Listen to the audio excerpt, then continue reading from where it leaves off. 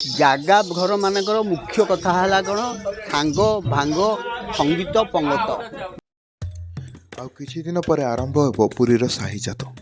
ଏନେଇ ବିଭିନ୍ନ ଜାଗା ଘରେ ପ୍ରସ୍ତୁତି ଆଗେଇ ଚାଲିଛି। ତେବେ ଏହି ସାହିଜାତର ଆରମ୍ଭ କେବେ ହୋଇଥିଲା, ଏହାର ଇତିହାସ କ'ଣ ରହିଛି? ଶ୍ରୀମନ୍ଦିର ସୁରକ୍ଷା ପାଇଁ ଆରମ୍ଭ ହୋଇଥିଲା ଏହି ସାହିଜାତ। ମନ୍ଦିର ସୁରକ୍ଷା ପାଇଁ ପ୍ରତି ସାହିରେ ସେବକମାନେ ସମରକଳା ଅଭ୍ୟାସ କରୁଥିଲେ। ଆଉ ସମରକଳା ଅଭ୍ୟାସ ପାଇଁ ନିର୍ମାଣ ହୋଇଥିଲା ଜାଗା ଘର। ପ୍ରତି ସାହିର ଜାଗା ଘରର ମୁଖ୍ୟ ଥିଲା ଆଖଡ଼ା। ତେବେ ସେଠାକାର ଲୋକମାନଙ୍କ ମନରେ ଏକ ଆଗ୍ରହ ସୃଷ୍ଟି କରିବା ପାଇଁ ଏଥିରେ ଯୋଡ଼ି ହେଲା ରାମଲୀଳା। ଆଉ ଏଇଠୁ ଆରମ୍ଭ ହୋଇଥିଲା ସାହିଜାତ। ମୋ ନାଁ ହେଉଛି ବ୍ରଜବାସୀ ପଣ୍ଡା। ବ୍ରଜବାସୀ ପଣ୍ଡା, ମୁଁ ଏଇ ଭୁବନ ଜାଗାର ସଭାପତି। ମୋତେ ତ ଆସି 85 ବର୍ଷ ହେଲାଣି। ପ୍ରତିବର୍ଷ ତ ସାହିଜାତ ବାହାରୁଛି। ମୋ ପିଲାଦିନରୁ ମାନେ ମ୍ୟାଟ୍ରିକୁଲେସନ୍ ପରଠୁ ମୁଁ ଇଏ ପରେ ଜାଗାରେ ଏସବୁ ବ୍ୟବସ୍ଥା ପତ୍ରରେ ରହେ।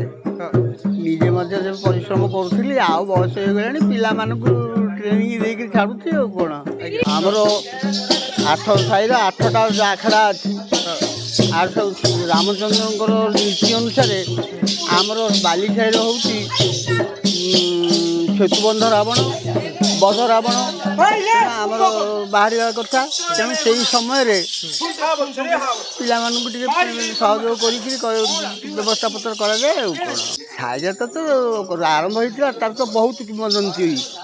ମାନେ ପୁରାଣ ଶାସ୍ତ୍ର ଅନୁସାରେ ଦେଖିଲେ ଆମର ପୁରୀ ସହରର ସାହିଜାତ ହେଇଥିଲା ମାନେ ମନ୍ଦିର ଶ୍ରୀଜଗନ୍ନାଥ ମନ୍ଦିର ସୁରକ୍ଷା ପାଇଁ। ସୁରକ୍ଷା ପାଇଁ ଆମର ରଜା ଗଜପତି ମହାରାଜା ବସିକିରି ବ୍ୟବସ୍ଥା ପତ୍ର କରିକି ପ୍ରତି ସାହିରେ କିଛି ସେବକଙ୍କୁ ଇଏ କଲେ ମନ୍ଦିର ସୁରକ୍ଷା ପାଇଁ। ସେ ମନ୍ଦିର ସୁରକ୍ଷା ପାଇଁ ସମର କଳା ଦରକାର। ସେ ସମର କଳା ପାଇଁ ବିଭିନ୍ନ ସାହିରେ ସବୁ ଜାଗା ସୃଷ୍ଟି କରାଗଲା। ପ୍ରତି ସାହିରେ ଗୋଟେ ଗୋଟେ ଆଖଡ଼ା କରାଗଲା। ସାହିର ଯେତେଟା ମେଳ ଜାଗା ଅଛି ତାଙ୍କର ମୁଖ୍ୟ ହେଲେ ଆଖଡ଼ା। ସିଏ ସବୁ ବ୍ୟବସ୍ଥା ପତ୍ର କଲେ କେବଳ ଜଗନ୍ନାଥଙ୍କର ସୁରକ୍ଷା ପାଇଁ।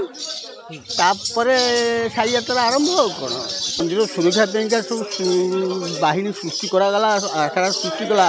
ତାଙ୍କର ମନରେ ଗୋଟେ ଆଗ୍ରହ ସୃଷ୍ଟି କରିବା ପାଇଁ, ମନ ଉତ୍ସାହ କରିବା ପାଇଁକା ଏସବୁ ବ୍ୟବସ୍ଥା। ଆଉ କ'ଣ, ଜାଗା ଘର ମାନଙ୍କର ମୁଖ୍ୟ କଥା ହେଲା କ'ଣ ସାଙ୍ଗ ଭାଙ୍ଗ ସଙ୍ଗୀତ ପଙ୍ଗତ।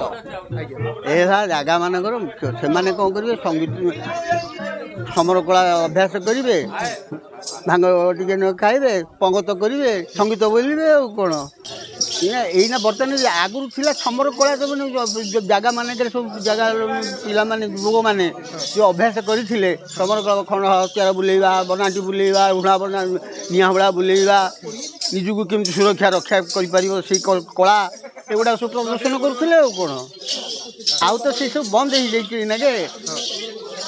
ସେଥିପାଇଁକା ତ ଆଗରୁ ୟାର କେମିତି କଳାର ପ୍ରସାର ଓ ପ୍ରଚାର ବୃଦ୍ଧି ପାଇଯାନ୍ତା, ଆମର ପୁରୀ ସହରରେ ଗୋଟେ ସ୍ୱତନ୍ତ୍ର 7 ସାହି 8 ସାହି ଯାକର ଗୋଟେ ଶାନ୍ତି କମିଟି ଗଢ଼ା ହେଲା। 5-7 ବର୍ଷ ହେଲା, ବେଶୀ ନାହିଁ, 7 ବର୍ଷ ଶାନ୍ତି କମିଟି। ସେଇ ଶାନ୍ତି କମିଟି ବର୍ତ୍ତମାନ ୟାର କେମିତି ଡେଭଲପ୍ କରିବ ସେ ବିଷୟରେ ଲାଗିଛନ୍ତି।